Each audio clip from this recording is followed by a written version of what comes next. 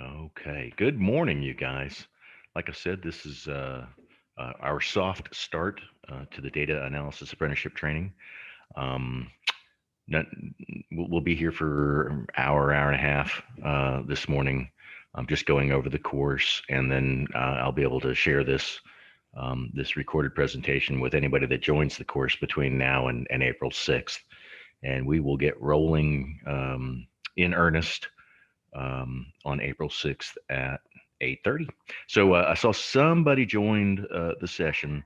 Um, I have I have scheduled this Zoom link, this very same Zoom link, to be every Tuesday and Thursday from, I think I set it from 8 to 1, just in case we want to meet early or stay late. I'm pretty sure once I started, it doesn't really matter when it's scheduled. But anyway, we're scheduled to start at 8:30. If you'd like to come in and meet early or stay late to discuss a topic, of course, just let me know. So anyway, Don Walker, old retired Air Force guy slash college professor, IT guy. Nice to meet you. Today, I wanted to, come on now, I wanted to get introduced, which we'll likely duplicate on the 6th, but just wanted to make sure I got to know you guys.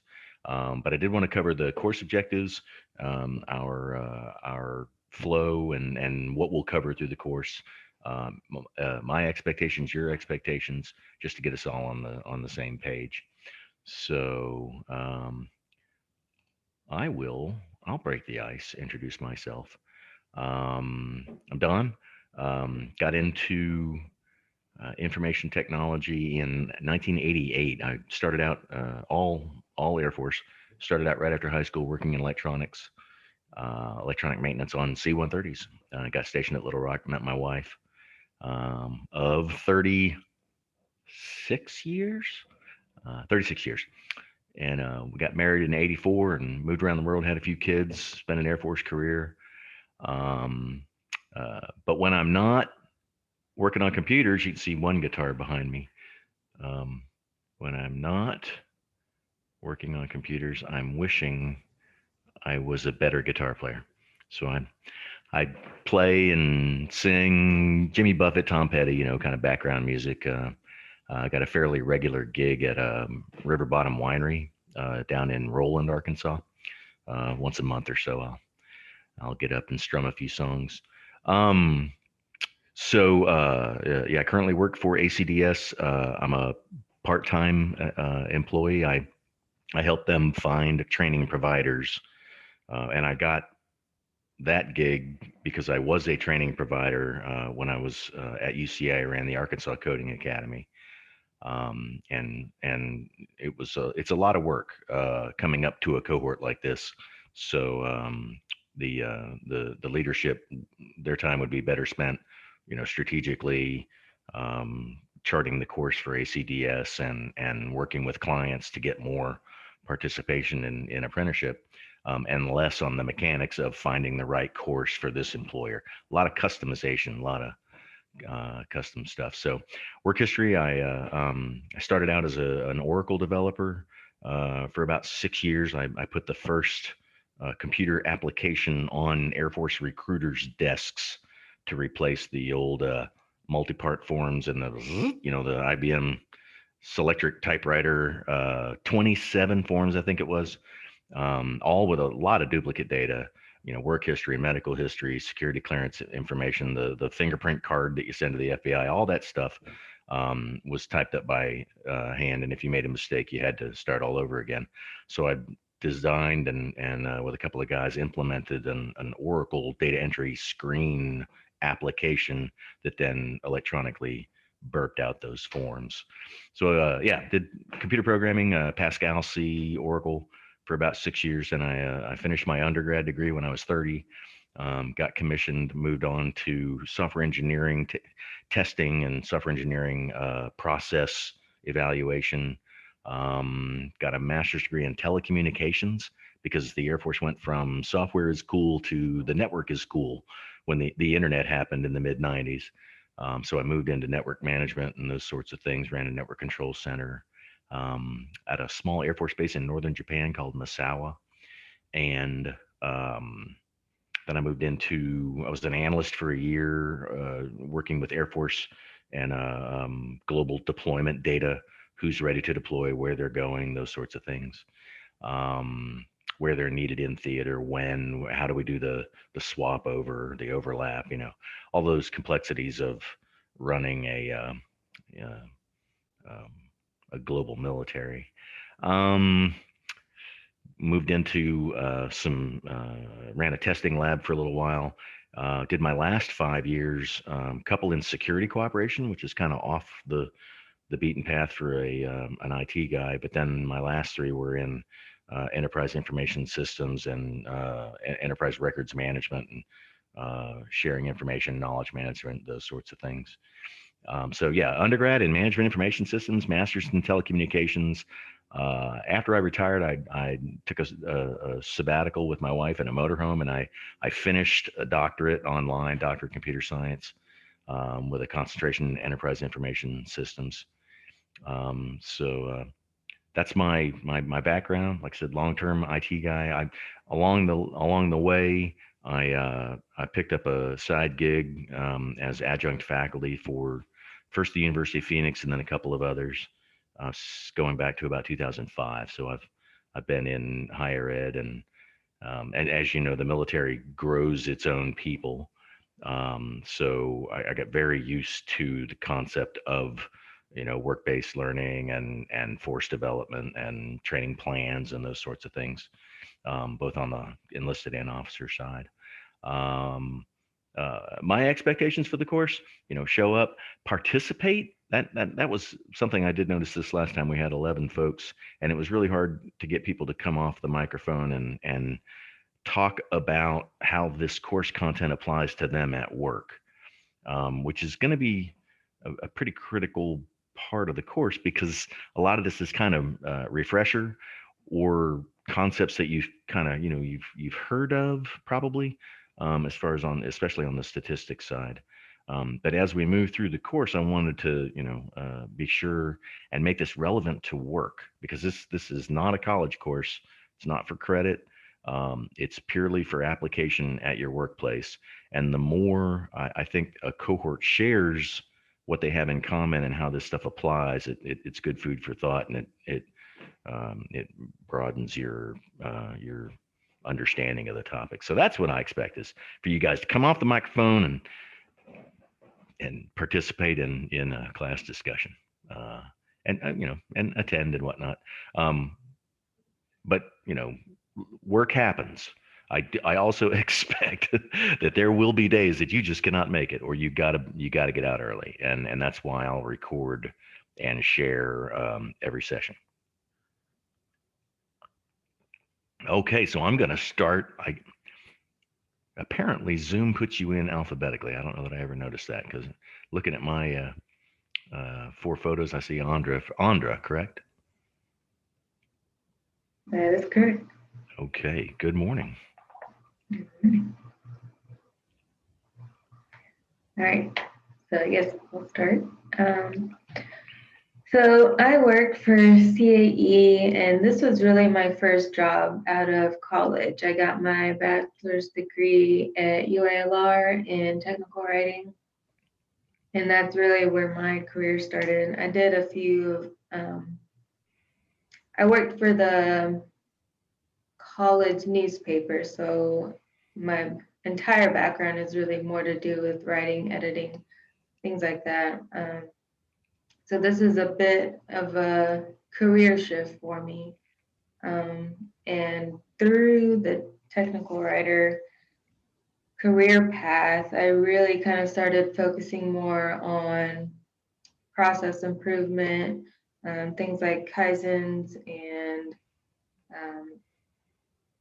going through these types of workshops to improve your process, because a lot of times we noticed that people were creating procedures and forcing themselves to follow those instead of just simply documenting what they're already doing. So that was a big part of what started that. And a big part of continuous improvement is obviously to continuously improve. And to be able to do that, you do have to measure your changes and make sure that what you implemented actually makes sense. And how do you do that? You know, if you can't measure it, it doesn't exist. Pretty much is the topic there. And so I think with the little data bit is what I started becoming more interested in. Just that piece of it, the data analysis and what all it entails to be able to even get to the point of analysis. And we started using Domo, that's our data visualization tool. And, you know, a lot of people really struggle with that. So I think that's where I'm really wanting to focus is, you know, how to get the data cleaned, set up, all the prior tasks to be able to even get to the analysis. And so we're doing that for all of our programs in our data analysis working group. In looking at each program and how they're doing as far as like what we hear from the students. So we do want that end user feedback is what we're focusing on there and trying to use that to make business decisions. That's really the whole point of all of this is to move from descriptive to prescriptive. So being able to actually make decisions for a business based on facts, right? And yeah, so my expectation for this course is really just kind of an introduction to this shift I'm making in my path. And all of the things that we covered in our initial introductory course for this last week, they all sound familiar. I know of it, I know what it is. I have no idea how to apply it. So that's really where I'm at. Okay. I went off with the chest. Well, that is what we're here for. Hands-on, how these different tools, and they all there's overlap, but they all have their, I guess, their strengths and what they're good for. I'll go over that here in 1, 2, 3 slides. Cool, Andra. Congratulations. I did not finish my bachelor's degree till I was a father of 3 and an old man of 30. So that's great. I should be congratulating you. That's even harder. Well, I was a man possessed, you know, when you got a family to take care of. I probably took my schooling more seriously, and I was a working programmer at the time, so I probably got more out of my especially my computer classes. But anyway, great to meet you. And then moving on in alphabetical order, Chastity. Yeah. Hi, good morning. Good morning. My story is kind of similar to yours, Dawn, other than I wasn't actually in the military. I just worked for the military, but I started out thinking I was going to be some kind of musician. And so my first, basic degree is in music education. And then I had a kind of change. I came across a job that I started with the KC-135 there in Altus, Oklahoma, and starting on the ground level, kind of got introduced to training and how training is developed. And so that became my love of career, was to develop training. And so I as a mom of 3, I went back to school and got my degree, my actual bachelor's degree in multimedia instructional design. And so that was kind of my career field. And I got to do with multimedia, I got to do some computer-based training development as well as instructional design, and using analytics to a degree. I never have had formal education in how to use analytics, so that's kind of my hope out of this. I'll have more tools in my toolkit when it comes to comparing training tasks to all of the traceability through the objectives and through the actual courseware. And so I was at the 135 there in Altus for about 22 years. And then just recently moved to Arkansas. And I work with Andra at CAE. And she is like heading this data analytics working group that I have been very happy to become a part of. The group of folks is great, but also I'm getting a lot more interested in data analytics because we're doing a lot more task analysis on our end with the team that I'm working with now. And so how to take all of the various data and to put it together and to, you know, present something to the customer that's easy to use and has a very simple front end, you know, GUI with all of the data that they need in the back end for all of their kind of at a glance reports is kind of what I am hoping to gain more of out of here, but also applies to a project that I'm about to begin actually for the KC-135 again. So I'll be kind of working with that team there again, and I'm going to help develop a traceability matrix for them. So, and we haven't really discussed, you know, Jeremy Higgs. He is one of our mentors, and he's also working on the new project with me. He'll be really the brain behind the data architecture there. But yeah, he's Jeremy, a real data guy, right? Jeremy. He is. Yeah, He really is. Seems like you got a master's degree in data science. I mean, yeah, you're lucky to have that kind of support at work. Yeah, I'm really interested to see how we're going to talk later today, he and I, about what that design might look like for that program. So I'm really excited to apply this to that as I'm learning and helping develop that. Okay. But anyway, that's my story in a nutshell. Is CA back to the office, or are you still working remotely? You kind of have an option, sort of, but most of us work remotely and only go into the office as needed. I mean, that's primarily what everyone does, unless they, you know, like the folks who need the more robust work desks or whatever, or computers or whatever, they go in a little bit. But yeah, so Andra and I get to work from home. Okay. All right. Well, welcome, Chad. And you like to be called Chaz, right? Yeah, Chaz is good. Rather than Chastity. Yeah. I understand. I've only got a 2-syllable name, and I like Don. Okay, Erica. Hello, everyone. I similar to you guys going to school when you had a family. So I have 3 kids. When they were little, when they were about 1, 2, and 3, my husband was diagnosed with cancer.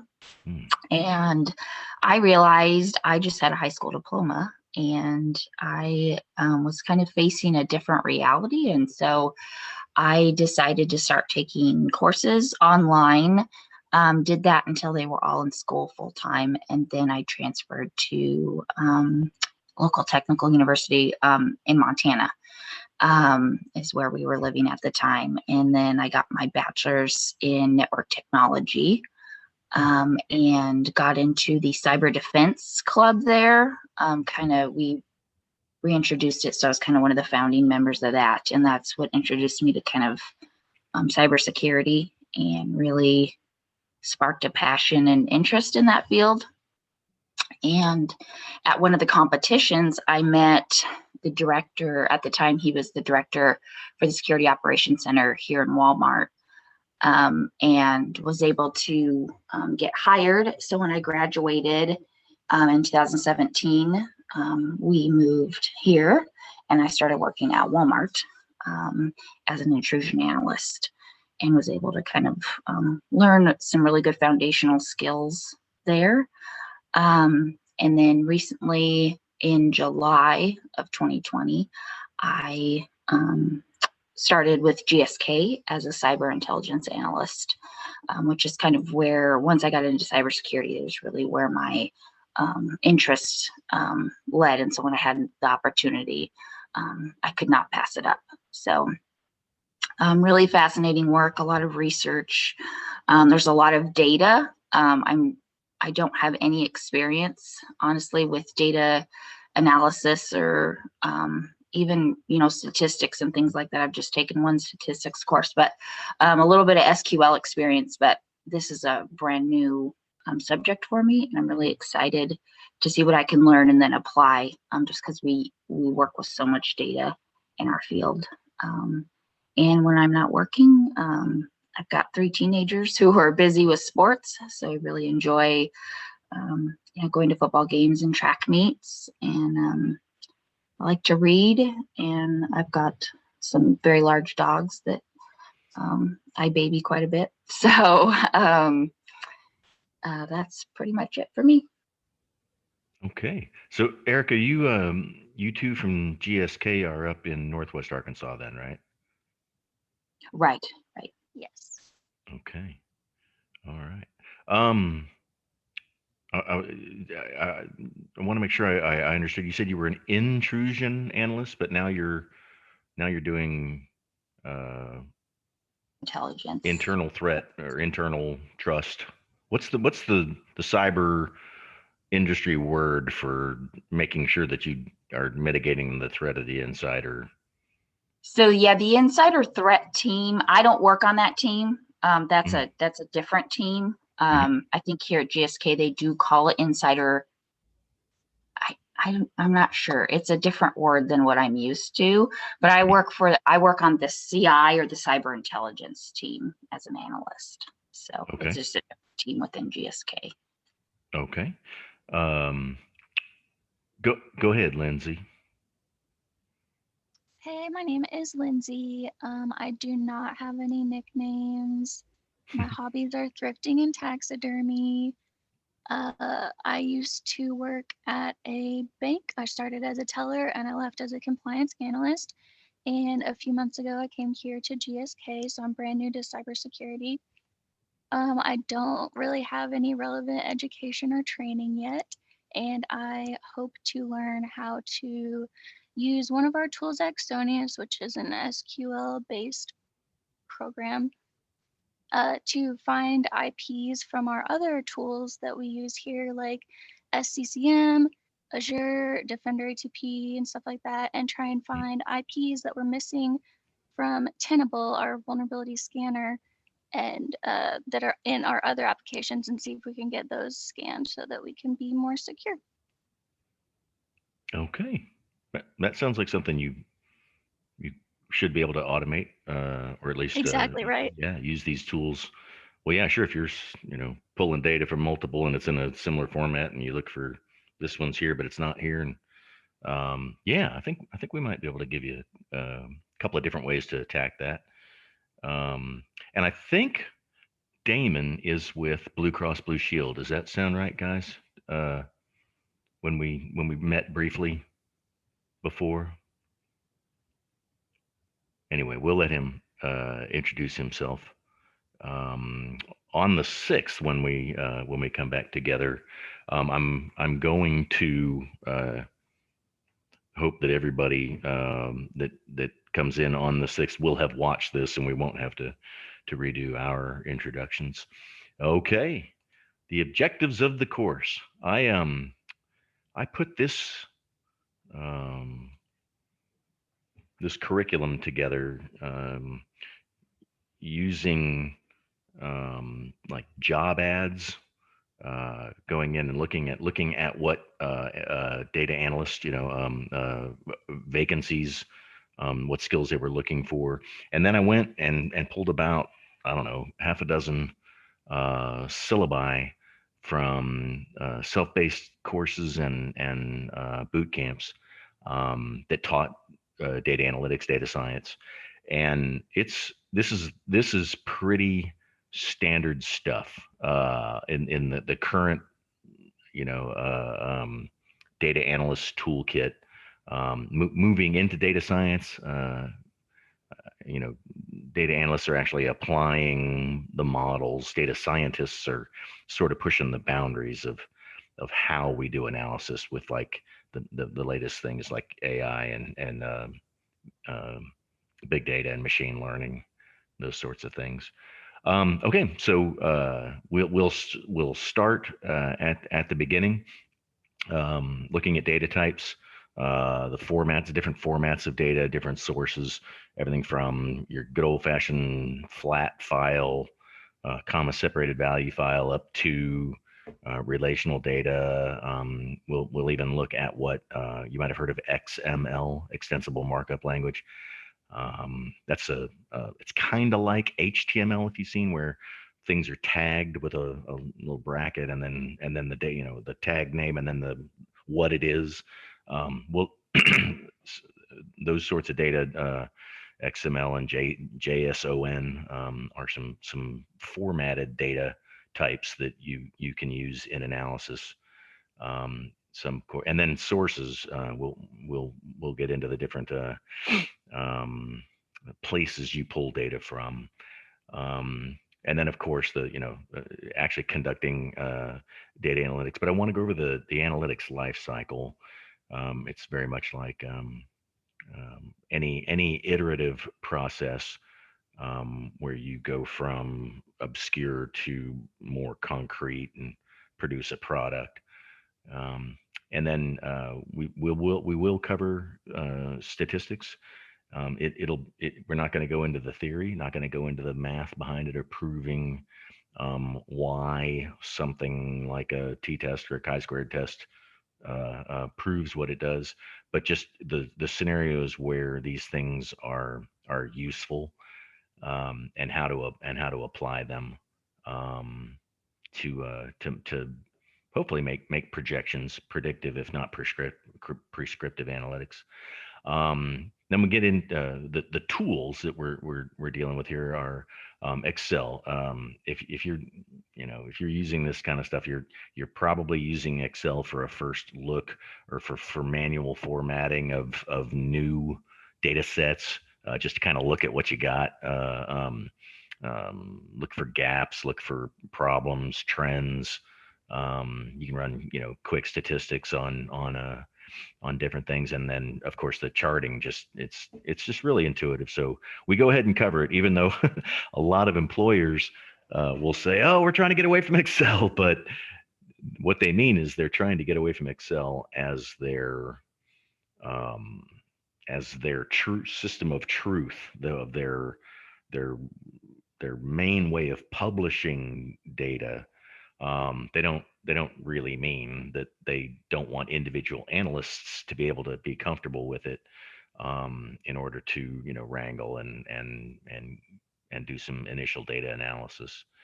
And then I want to make sure that everybody is up to a good conversational level on relational database design and how database tables fit together, and then how SQL pulls information from different tables and can answer some analytical questions. You can ask, which salesman sold the most, and you can run that query.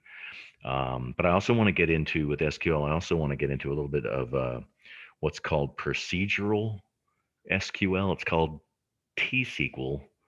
In Microsoft, it's PL SQL in Oracle. And we'll talk about these different who's who in the database world. But there are ways to write a SQL query is like one line of code that it can be really complex, but it's really one statement, one thing. But you can actually write, good old fashioned if then else code in the extension of SQL that these different companies have implemented. And I want to get into that as well. I've got a guest speaker coming in May. He's pretty much if you've ever been on lynda.com or LinkedIn Learning, Bill Shander's kind of the guy for data storytelling, data visualization. So I want to make sure that part of the analytics lifecycle is covered, because really it's almost like the if a tree falls in the woods and no one's there to hear it, does it make a sound? Well, if an analyst analyzes data but doesn't make it um, usable and actionable and easy to understand and pertinent um, for a decision maker, or a stakeholder, whoever that may be. It may be, CAE, it may be one of your students, versus somebody approving curriculum for the Air Force, or an internal company decision. Um, you got to know who your audience is. It's the same like any kind of storytelling. It's a lot like writing, so you guys are going to be fine with that. You're telling a story using words, um, charts, and the underlying data to address um, uh, a business problem, and tell a story with data.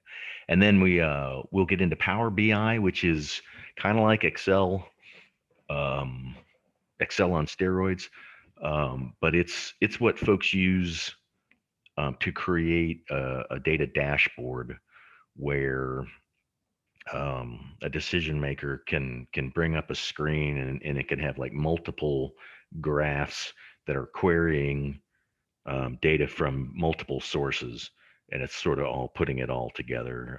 Another similar tool you might have heard of is called Tableau, and I know Domo, for the CAE folks. Jeremy and Scott gave us a little bit of a demo on Domo.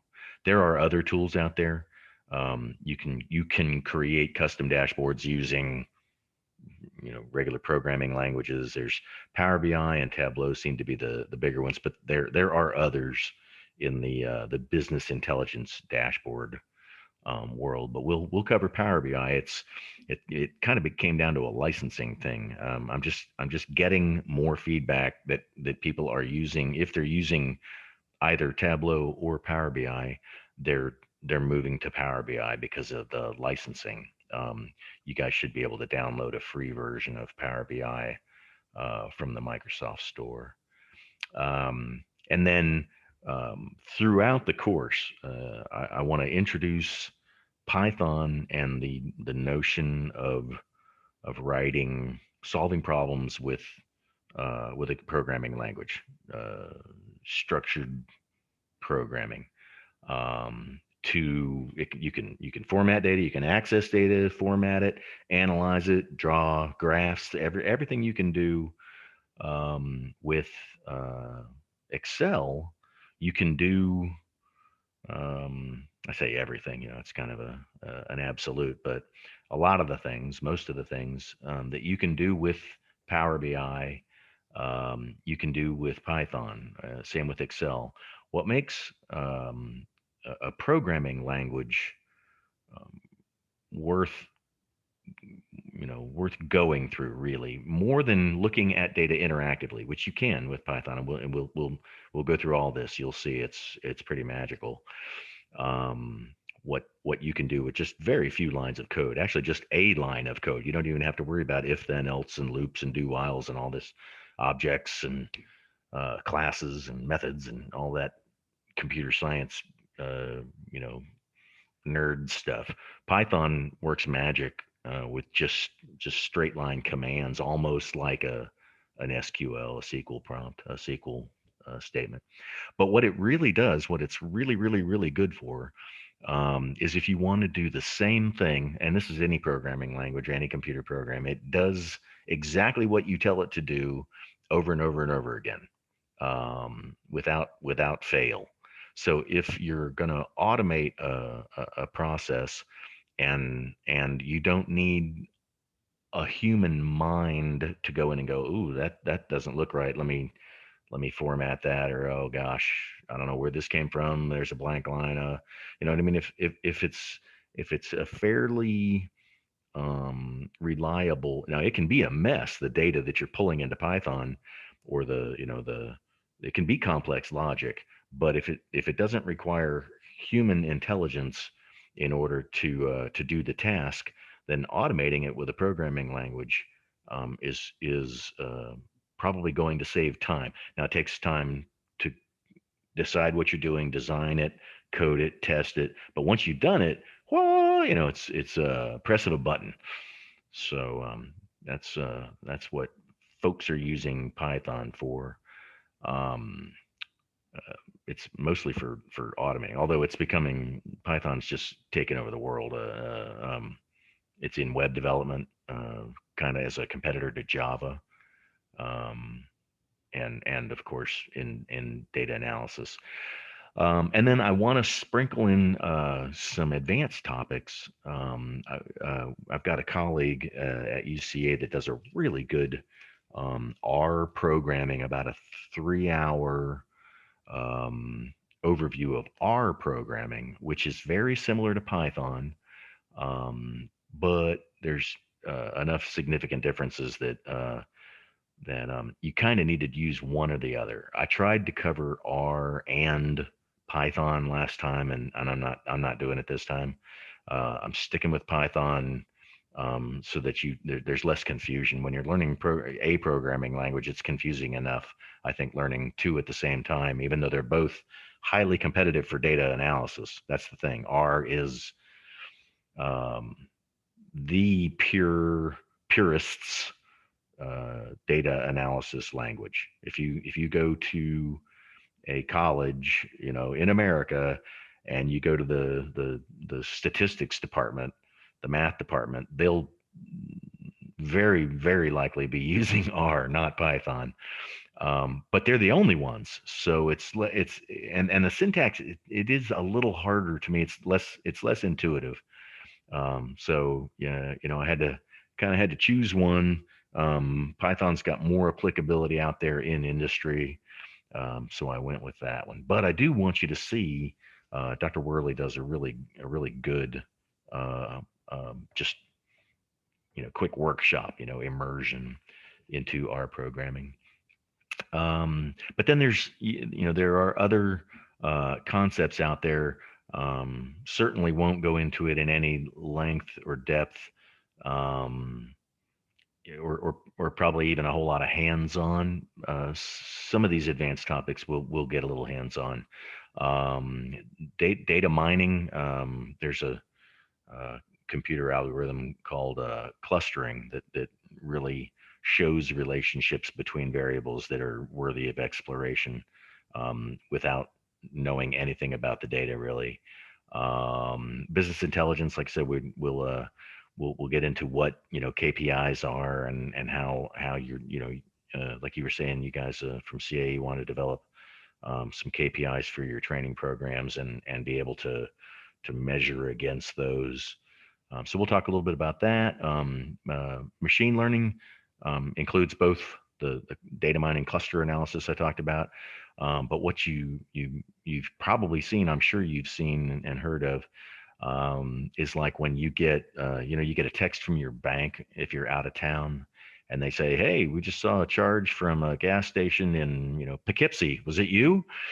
And that is generally speaking, that's a machine learning algorithm called a classifier, where you use data that describes a credit card transaction, say, where it happened, the distance from the last transaction, the length of time since the last transaction, whether it was in your zip code or out of your zip code, if it was a commonly defrauded business type, there's all kinds of data that they can use, and they look at that data, and then it's either there's a label out at the end that is either fraud or not fraud.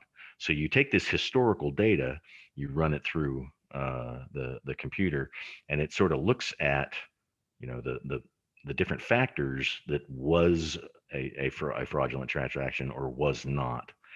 And so you train this algorithm to understand, and it can be um, credit card fraud is one application. Another I saw was lead scoring for salespeople that actually pay for leads. These are like franchisees for life insurance companies. There are factors that make a sales lead much more likely to actually buy the life insurance. So these salesmen actually pay more for that lead. So they have a vested interest in an accurate algorithm, as they classify leads being, level A, B, C, or they grade them, and that sort of stuff. If you're doing it in any kind of bulk, like credit card transactions, you've got to use a computer, and you've got to have some sort of machine learning algorithm that can look at what's happening and then go good or bad. Um, uh, some other applications are like, like the Amazon. Uh, um, if you bought that, you're probably going to buy this. So they can suggest things to you. The next one, NoSQL, NoSQL, um, is a way of looking at, sometimes formatted and unformatted documents and asking questions of that data, that with a little less structure than SQL. SQL depends very heavily on everything being lined up in beautiful columns and rows, to make any sense of it. NoSQL is a little bit more like natural language processing queries that can look into, um, XML data or documents even, and it kind of can text mine and start to put things together for you. So we'll try and cover a little bit of that. And then I'm looking for someone in industry or academia that is doing big data analysis. Hadoop is a framework that lets you address the same question of large data sets using using multiple concurrent processing, multiple clusters, and so it can have a chance of answering your question. So these are, like I said, these are advanced topics for you to go, not necessarily anything that we'll get hands on, but you'll get hours with SQL, and Excel, SQL, and Python, and Power BI. So those are the course objectives. I'm gonna um, come on. I'm gonna ask everybody to come off your microphone and say, "Hi, Don. I'm still with you. I've been talking for 20 minutes uninterrupted." Hi, Don. I'm still with Hey, you. Don. Yay! Still Oh, with you. thank you. I'm not alone in the world. It's, man, I tell you, teaching on Zoom, especially when people turn their cameras off, it's like you feel like, you ever see I Am Legend with Will Smith? He's the last last guy on earth and talking into his Yes. radio.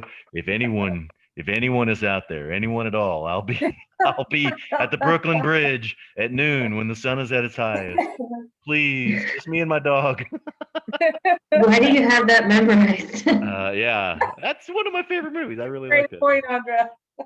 One of my favorite recent movies. No, but that's what quarantines felt like for sure. I know. Right, yeah. And to me, it seems like, I don't know. There's something about what we went through in quarantine, and we're just now coming out of, things like the dog barking or the kid running up and saying "mommy," I mean, that's like, yeah, we're all going through it, we're all in it together, and it's sort of, to me, it kind of humanized, democratized, our interaction. It seems, you know what I mean, as opposed to, okay, I'll dress up and we'll go into the conference room and we'll all be professional, and now we kind of see that we're all human and we all have real, real lives outside of work, but yet we can still get work done when we have to. So For sure. anyway, I actually, yeah, I'm a computer scientist, not a philosopher, but I do tend to ramble on. Okay, course schedule. And once I get, you might have noticed most of you accepted the invitation to the Canvas, and you probably didn't see much. Once we get rolling, I'll use that as our repository for, data files. I've got some PDF documents, some tutorials and textbooks and whatnot. I'll drop those out there. I would like to do some exercises, and again, and we'll do a grading scale, but it's really just so that we can discuss where you're at with things. And discussion boards. So I know, and like I said, we'll get into this on the 6th more when everybody's in session. There are, data privacy issues. There's HIPAA and um, PII and proprietary data, and you very often can't use work-related data in a class like this. So we'll try and address those issues. Um, all right, so here we are. I'm calling this. I wasn't really sure what to do with this soft start, so I decided, okay, I'll call it week 0. So so that's what we're doing. It's actually week 0 is actually 3 weeks long. This week and the next 2 weeks. Folks watching the course overview, this recording, and we're finalizing enrollment. ACDS is funded in large part by grants. So the more enrollment we have, the more economically viable these cohorts are, and I think they're more effective anyway. The more perspectives you bring in, the more professionals you bring in, the more likely things are going to be rewarding. You probably noticed in my bio, I'm not a hands-on data scientist, data analyst. I have been one, but I'm very much a generalist. I'm a as they call it, a mile wide and an inch deep. I know a little bit about all of this. I'm going to cover um, querying with SQL, but I'll bring in somebody who works with it every day to get into the more advanced joins and subqueries and whatnot. Um, uh, I've got like I said, fairly recent college graduate professional instructor coming in to do Travis coming in to do um, statistics in Excel. Um, I'll get you started with Power BI, but I'm going to bring in a couple of folks that work with it every day to get to that next level. So yeah. So here's our schedule, and you'll see when I post or email you the weekly detailed schedule. I'll be bringing Python in parallel. These are kind of the focuses of these weeks, but they're not exclusive at all. But I did want to show you kind of the major flow of the course. And then notice there in the middle of the class, I want to take a break. That's the week following Memorial Day. Monday, the 31st is Memorial Day. And I want to take that week. So if you want to use that holiday with vacation time or anything downtime, that would be a good time to do it. And it's halfway through the course, and you're probably ready for a break. I know I will be, little vacation. And then we come back in and get heavy into Python and the analytical libraries and that sort of stuff. Um, and then I wanted to set aside a couple of weeks for these advanced topics, including more Python, maybe more Power BI, as far as moving to a new level. There are many tools and techniques and industry jargon in this domain, in this area. I'm going to try and introduce all of these topics so that you can start to kind of see the core skills, but then there's these associated things that people are working on that may factor into or at least give you an informed opinion. If you're in a meeting like the data analytics working group, those sorts of things. And then the last 2 weeks, this seemed to work really well. We don't have scheduled meetings. We can meet to answer questions, but I want to do a cumulative project, which will be well, I think I'm going to go into that here in a minute. Yes, so I won't go into it now. But those last 2 weeks we'll not really meet for those last 4, but you'll work on the project, and then the last day of school or the last day of class, you'll present, and it's if you guys want to team up from the same work area, or from the same company, you're welcome to team together on that cumulative project.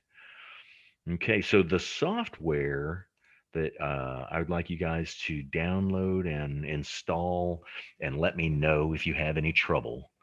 Um, you've gotten the invitation to the Canvas LMS. That's a website. So holler if you have any trouble creating your account. But like I said, it's not really ready. I don't think I even exposed the modules. I'll do a walkthrough of that for everyone on the 6th. But you should be getting the free version is free for teacher. uh, Somebody that accepted that and got into it. I come off mic and tell me what that email looked like to you, who it came from. Let's see, I accepted it. I think Eric and Lindsay did as well. It was just a general email. It said start here. You know, if you want, had our name, our email address, and said you'll need to register before you can participate, get started. There's a button, took you to the website, and you can register right there and join the class. Okay, and how long did that take you, Chaz? Oh, not even 5 minutes. Okay, so about 5 minutes to get registered in Canvas, and like I said, we'll walk through it on the 6th, but it would be good if everybody could get registered. And then of course we use Office, Excel heavily, but you'll probably use, I would expect you'll use PowerPoint. You may use some other visualization tool, but you might be using PowerPoint for final presentation. And then a lot of these presentations will have slides, and there will be links in the speaker notes with links to other resources. So yeah, we'll use PowerPoint somewhat, but won't go into it. We'll assume just basic PowerPoint skills, and then maybe Access. When I'm teaching SQL, I'll be using that fourth bullet, MySQL Workbench. But the database I want to use for most of this, most of the SQL training is is called Northwind. It comes with Access, so it's probably on your computer right now. But I kind of wanted to get you exposed off of your desktop, so so I say maybe Access, but probably not. I'd like for you to download the Anaconda distribution of Python. Python 3.8, I believe, is the current version. But don't just download Python, because that's just a command line that lets you run Python programs literally from like a command line, a DOS prompt. The Anaconda distribution comes with um, a bunch of analytical libraries and useful libraries that make Python work better. And it comes with 2 environments that we will use in the course. One is a web-based interface called a Jupyter Notebook that we'll get into at length, and they're magic. It's really cool. And then it comes with a program called an integrated development environment that is a desktop computer application that makes coding a lot easier, and kind of keeps you from making mistakes. It kind of guesses what you want to say, and if you're using a command, it's kind of like Excel where it says, "Oh, you forgot, you're forgetting this parameter." Um, so yeah, if you just Google the Anaconda distribution of Python, you'll see it out there. Uh, I'll go over it in just briefly on the 6th to make sure everybody's got it downloaded and installed. If you're not for the 4 with me today, if you're not confident that you're downloading the right thing, shoot me an email. And then MySQL Workbench, this is another. Yeah, Python's open source. There's no cost for it at all. Same with MySQL Workbench. MySQL is a open source database that arguably is the most popular enterprise class open source database that competes with Microsoft SQL Server and Oracle up in that space. But we won't be. You don't need to download MySQL. You don't need to install the database engine itself on your computer. You only need MySQL Workbench, which is kind of like that integrated development environment that I talked about for Python, only for MySQL databases. And we will be connecting.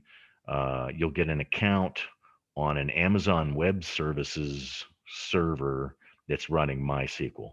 So once you type in the username and password and IP address and whatnot, MySQL Workbench just works. It accesses your database every time, and we can just use it to do the different SQL syntax lessons. And then you should be able to go to the Microsoft Store and download Microsoft Power BI Desktop for free. If any of this software gives you any trouble at all, shoot me an email and we'll walk through it. A lot of this stuff I've had installed forever, and so I don't have necessarily current troubleshooting expertise when it comes to getting this stuff downloaded and working. But I don't remember having really a lot of trouble. And last time most folks were able to get like Anaconda and I think it was Tableau that gave some folks some trouble, but we got through it, no problem whatsoever. So like I said, that's the software to download and be ready to use. And if you have any trouble, shoot me an email. Okay, just in one more slide here, I wanted to talk about the exercises in the final project. I'm going to do my very best to be respectful of your time investment and your employer's time investment and keep within the 8 hours a week, within the 4-hour mornings. There will be times when we adjourn, an hour or two early or come in an hour or two late, and with the expectation that you will have done some sort of hands-on exercise, whether it's creating charts in Excel or it's trying to solve some little word puzzles in SQL, writing a query that answers a question about the data. I'll try and stay within those. So we'll do small scale exercises to reinforce individual things, whether it's cleaning up data, running statistics, charting, writing queries, solving a word problem in Python or in SQL. We'll do short, small exercises, but there's a cumulative exercise that I want to do, and since so many companies have a little bit of hesitation with you using work-related data and turning that in, and it's kind of a hassle to randomize data or mask it, if it did have something proprietary or if it had your users or your students information in it. I want to do a cumulative project that I think will be fun, and it will cement these concepts, these statistical concepts and graphing and data wrangling and pulling data from different places. So my idea was to assemble a data set about each of the 50 United States. You'll see, list of United States by population, list of United States by, per capita income, by whether or not they allow smoking in restaurants by, you know what I mean, how much money, how much public funding they devote per student to education. You know, you can find information about each state, and I would venture there are hundreds of different variables, both categorical variables and continuous variables, that you could then analyze, and you could ask a question of, you know, which states have the most whatever. What is the mean of, you know, some variable? How does this categorical variable correlate to this continuous variable? You know, does education spending directly correlate um, to income level, say, or longevity? So what I would like to do is for you to start thinking about, you know, what sort of, you start with a question. You don't go grab the data first. You start with the question, but just start thinking about what question you might ask of our 50 states in this great country of ours, and then think of the data that would reflect on that. And then what I'm thinking would be the exercise would be in, you know, the thinking of an analytical question, because every data analysis project starts with a business question.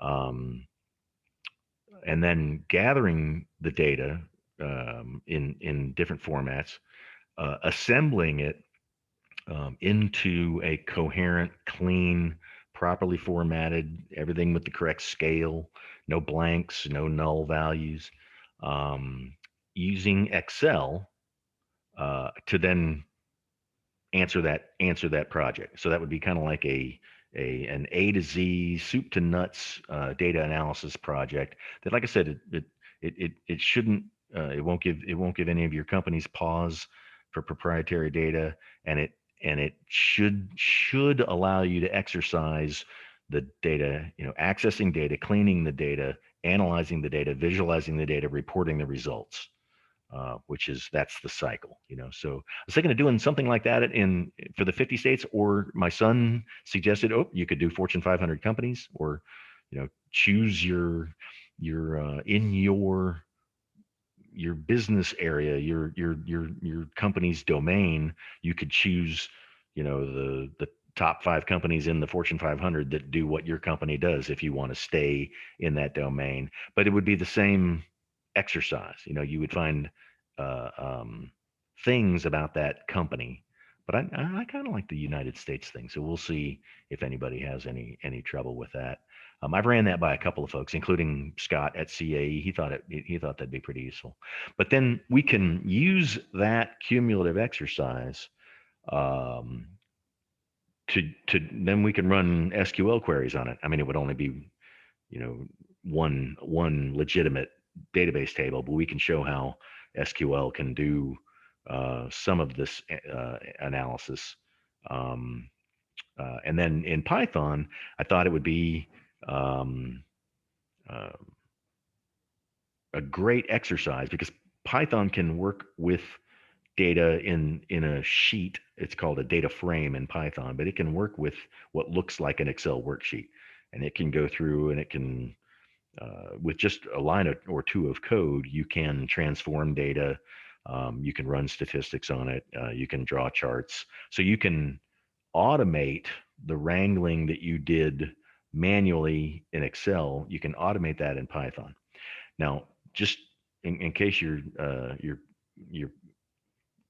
I'm worrying you, I'm only thinking of maybe choosing like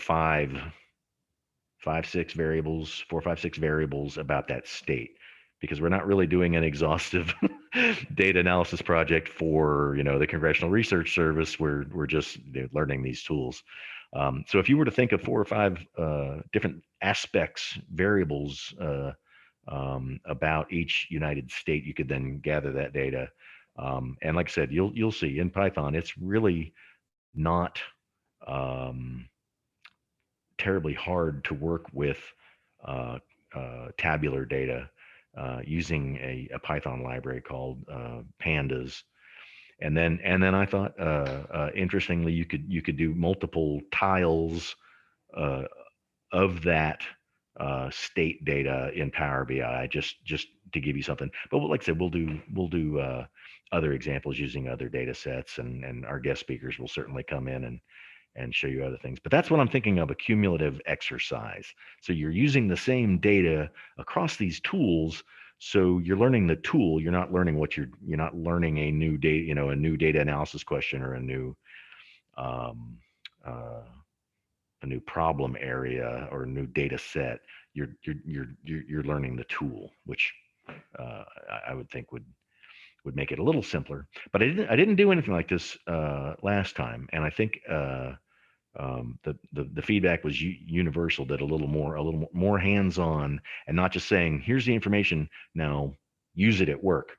We're go, go with your mentor, use it at work, which was my approach last time, was that the hands-on application would be part of your OJT. I'm going to reserve a little less time for lecture and a little bit of time for putting this stuff into practice and turning it in like an assignment. So there you go. So that's the non-work related cumulative project. But for your employer's sake, start thinking about how you can do a work related final presentation, including how you would handle your data sensitivity, your privacy or proprietary issues with that data. It could be that you do a data science project and you just have to not necessarily discuss everything that you found specifically on our graduation day, because you've got proprietary concerns. It could be that you can tell us the findings, but you can't show the data because um, again, privacy concerns or whatever.